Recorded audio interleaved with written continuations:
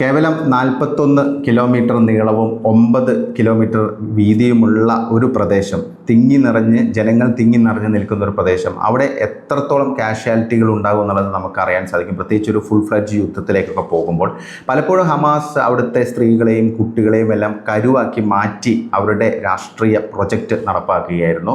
അവരെ സംബന്ധിച്ച് അവർക്ക് അന്താരാഷ്ട്ര ലോബിയിൽ നിന്ന്, അതായത് പ്രത്യേകിച്ച് ഇസ്ലാമിക രാഷ്ട്രങ്ങളിൽ നിന്നൊക്കെ പരമാവധി പണം സമാഹരിക്കുക, സുഖ ജീവിതം നയിക്കുക എന്നുള്ളതൊക്കെയായിരുന്നു അവരുടെ ലക്ഷ്യം. പ്രത്യേകിച്ച് ഹമാസിൻ്റെ നേതൃത്വം ആ രീതിയിലാണ് പോയിരുന്നത്.